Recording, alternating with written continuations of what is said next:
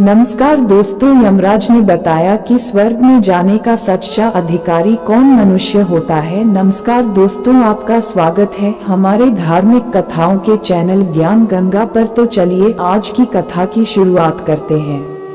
दोस्तों, एक बार धरती लोक पर 4 व्यक्तियों की मृत्यु एक साथ हुई थी। वे सभी लोग विचारों में अलग अलग और अलग अलग प्रदेश के रहने वाले थे। केवल संयोग से ही उन चारों का अंत एक ही समय पर हो गया। एक ही समय पर यम के दूत उन चारों को लेने के लिए आए। मरने वालों में एक तो किसी प्रदेश का राजा था, दूसरा बड़ा धनी व्यापारी था, तीसरा एक पूजा पाठ करने वाला पंडित था और चौथा गरीब मजदूर था जो दिन भर मेहनत करके अपने परिवार का पालन पोषण करता था। चारों की आत्माओं को लेकर यमदूत मृत्यु के देवता धर्मराज की सभा में पहुंचे। चारों उनके सम्मुख जाकर खड़े हो गए। वे सोच रहे थे कि कौन स्वर्ग में जाएगा और कौन नरक में। यमराज अपने आसन पर विराजत नहीं हुए, उससे पहले ही चारों आपस में बातचीत करते हुए स्वयं को ही स्वर्ग का मिलना चाहिए ये कहने लगे। सबसे पहले राजा कहने लगा, देखो मुझे तो धर्मराज पक्का स्वर्ग में ही भेज देंगे, क्योंकि मैं एक विश्व विख्यात राजा हूँ। मैंने अपने अनेक सत्कर्मों से धरती लोक पर अपना खूब नाम कमाया है। चारों तरफ लोग मेरे अच्छे की चर्चा करते हैं। कभी भी कोई मेरे द्वार से खाली हाथ नहीं गया। जो भी आया मैंने उसे इतना दिया कि वह जीवन भर मेरा नाम नहीं भूल पाएगा। हर तरफ मेरे नाम का यश गान हो रहा है। मेरे द्वारा लुटाए गए दान से लाखों लोगों को खाने को अन्न मिला, रहने को आश्रय मिला। इसलिए मेरे कर्मों को देखते हुए धर्मराज मुझे पक्का ही स्वर्ग में भेजेंगे। मित्रों, राजा की बात सुनकर वह धनी व्यापारी कहने लगा, हे भाई, मैंने तो पृथ्वी पर रहकर खूब धन कमाया और उसे धन से मैंने लाखों लोगों की सहायता की है। मैंने अपनी कमाई का 11वां हिस्सा सदैव दीन दुखियों की सहायता में उपयोग किया है। मेरे शुभ कर्मों को देखते हुए धर्मराज मुझे ही स्वर्ग में भेजेंगे। दोस्तों, ये बात मैं पहले से ही जानता हूँ। व्यापारी की बात सुनते ही पंडित जी कहने लगे,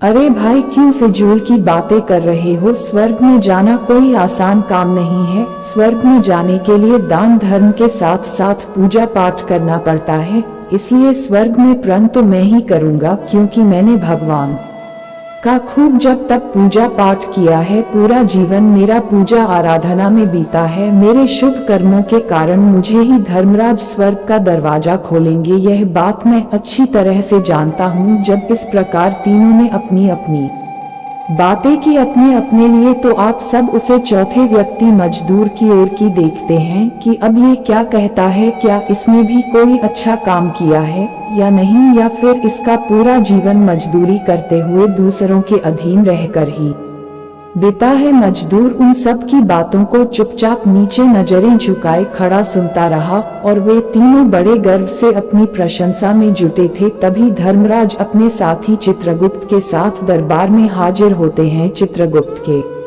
हाथों में एक मोटी सी किताब थी जिसमें समस्त प्राणियों के कर्मों का लेखा जोखा लिखा था। धर्मराज अपने आसन पर विराजमान होते हैं। उसके बाद चित्रगुप्त ने राजा को अपने पास बुलाया और उससे पूछने लगे कि तुम बताओ, तुम तो धरती पर बड़े ही प्रख्यात राजा थे। तुमने अपने जीवन में कौन कौन से शुभ कर्म किए हैं तथा कितने लोगों को दुख दिया है, कितने लोगों का भला किया है? मैं अपनी पुस्तक में देखकर यह फैसला करूंगा कि आप स्वर्ग में जाने के अधिकारी हैं या नहीं। तब बड़े गर्व के साथ राजा अपने कर्मों को बताता है, हे भगवान, मैं एक बहुत बड़े राज्य का स्वामी था। मेरा राज्य बड़ा ही समृद्ध और खुशहाल था। मेरे राज्य में दिनहीन गरीब लोग बहुत ही कम थे। सब मेरी छत्र छाया में बड़े आनंद के साथ जीवन यापन कर रहे थे। मैंने अपने राज्य के लोगों को किसी चीज की कमी नहीं होने दी। मैं हर भूखे को भोजन मिलता था। लाखों की धन मोहर उन्हें रोज दान में दी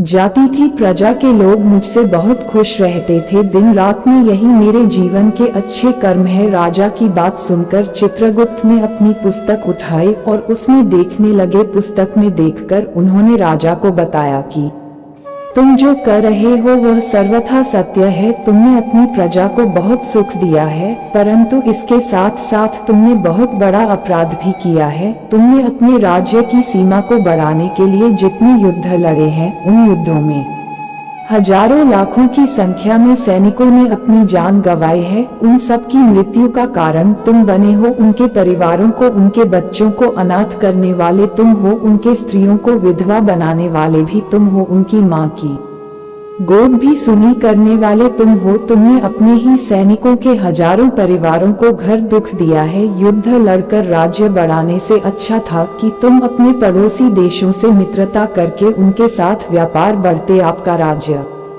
तब भी समृद्ध और संपन्न रहता। तुमने अपनी प्रजा को नहीं, सैनिकों को सुखी बनाया है, इसलिए तुम स्वर्ग के अधिकारी नहीं हो। ये बात सुनकर राजा चुपचाप पीछे हो गया। उसके बाद चित्रगुप्त ने व्यापारी से पूछा, आपने धरती पर कौन कौन से अच्छे कर्म किए हैं? तब व्यापारी कहता है, हे भगवान, मैंने धरती पर जितना धन कमाया उसका 11वां भाग अच्छे कामों में लगाया। लाखों लोगों को भोजन कराया, कई आश्रमों को दान दिया है, कई बेघर लोगों को अपने धन से भर दिया है, कई शहरों में मंदिरों का निर्माण कराया है, कई जगह पर धर्मशालाएं बनवाई है, प्रत्येक तीर्थ में भंडारे करवाए हैं। यही मेरे जीवन के अच्छे कर्म है। व्यापारी की बात सुनने के बाद चित्रगुप्त ने अपनी पुस्तक खोली जिसमें उसके जीवन के सारे अच्छे बुरे कर्म लिखे हुए थे। चित्रगुप्त ने बताया कि देखो, तुम जो कहते हो वह सत्य है। तुमने धरती पर खूब दान धर्म किया है, पर तुम्हारा पाप ये है कि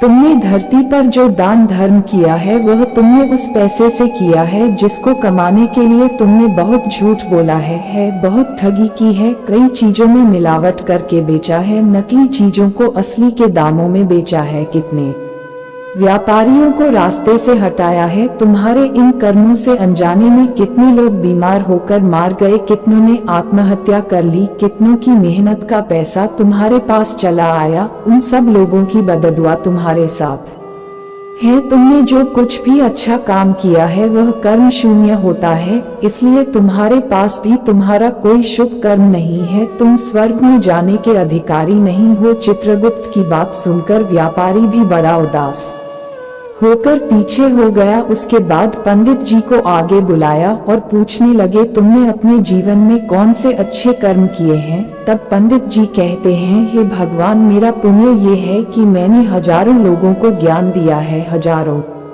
यज्ञों के अनुष्ठान को संपन्न कराया है, हजारों के घरों में पूजा पाठ कराया है, दिन रात मैंने ईश्वर का जप तप किया है, हजारों कन्याओं का विवाह कराया है, लाखों पिंडदान श्राद्ध कराए हैं, अनगिनत लोगों को मार्गदर्शन किया है। इससे ज्यादा शुभ कर्म और क्या हो सकता है? तब चित्रगुप्त अपनी पुस्तक में देखकर बताते हैं, हे पंडित जी महाराज, आपका कहना सत्य है। आपने वास्तव में हजारों लोगों को ज्ञान दिया है, लेकिन उसे ज्ञान पर स्वयं कभी अमल नहीं किया। आपने सैकड़ों यज्ञ पूजा अनुष्ठान कराए, पर उनमें निस्वार्थ भाव से किया गया कोई कर्म नहीं था। तुम हमेशा से धन के लालची रहे हो, इसलिए तुम स्वर्ग में जाने के अधिकारी नहीं हो।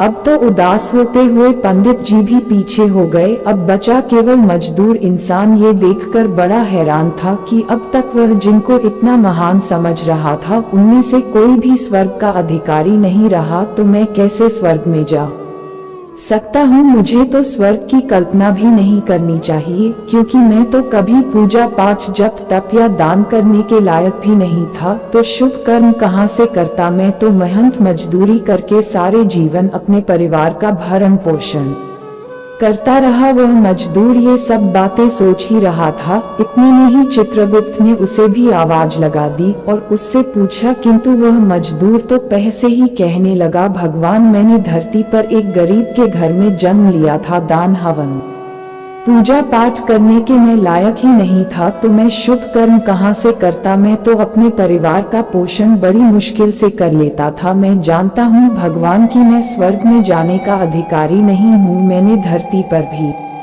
नरक भोगा है और आगे भी नरक में ही जाने की हैसियत है। किंतु हे प्रभु, यहाँ पर भी मेरी एक इच्छा है। मैं स्वर्ग में तो नहीं जा पाऊंगा, लेकिन मैं एक बार स्वर्ग को अपनी आंखों से झांक कर देखना चाहता हूँ। इससे अधिक मेरी कोई इच्छा नहीं है, क्योंकि मैंने ऐसा कोई कर्म नहीं किया है जो कुछ देर के लिए ही मुझे स्वर्ग में पहुंचा दे। मजदूरी के बाद लोगों की सेवा के लिए मेरे पास समय नहीं बचत पाता था। बचा हुआ समय मैं अपने बूढ़े माँ बाप की सेवा में लगा देता था, उनके लिए उन्हें खिला पिलाता, उनके वस्त्र बदलता, यही मेरी दिनचर्या थी। मुझे तो मंदिर में जाने का भी अवसर नहीं मिलता था। मजदूर की बात सुनकर चित्रगुप्त ने अपनी पुस्तक में देखकर पूछा, ही मानव, तुम ध्यान से देखकर बताओ, सोचकर बताओ कि तुमने कभी तो कोई शुभ कर्म किया होगा। तब मजदूर अपने पूरे जीवन के घटनाक्रम को याद करता है। तब उसे याद आता है कि एक बार उसे बहुत तेज भूख लगी थी।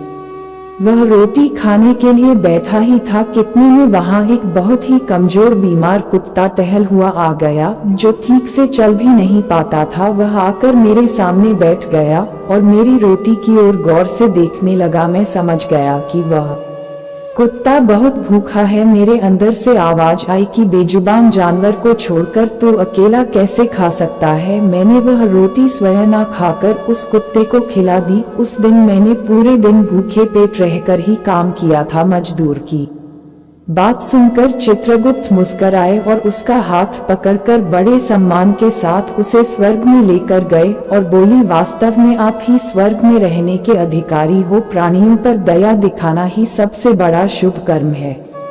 मनुष्य जो भी कम निस्वार्थ भाव से करता है, वास्तव में उसका ही उसे सबसे बड़ा पुण्य मिलता है। निस्वार्थ भाव से किया गया जन कल्याण के लिए एक छोटे से छोटा काम भी आपके सैकड़ों पापों को नष्ट कर देता है। लोगों से लालच, मोह और स्वार्थ के वशीभूत होकर किया गया शुभ कर्म भी फलदायी नहीं होता। इसलिए ध्यान रहे, जीवन में अच्छे कर्म अच्छी भावना के साथ करना चाहिए। ऐसा नहीं होना चाहिए कि आपने किसी से धन छीनकर या चुराकर कर्म किया हो और बाद में उसी धन को दान पुण्य में लगा दिया हो, तो वह धन आपको कभी नरक में जाने से नहीं उभर सकता। दोस्तों, स्वर्ग में वही व्यक्ति जाता है जिसने निष्काम निस्वार्थ भाव से प्राणियों की सेवा की हो, भले ही उसने जीवन में एक पैसा भी दान ना किया हो, पर वह जिस लायक था अपनी सामर्थ्य के अनुसार उसने निस्वार्थ भाव से जो भी काम किया है, वही उसकी मुक्ति का रास्ता तय करता है। तो मित्रों, आशा करते हैं आपको ये कथा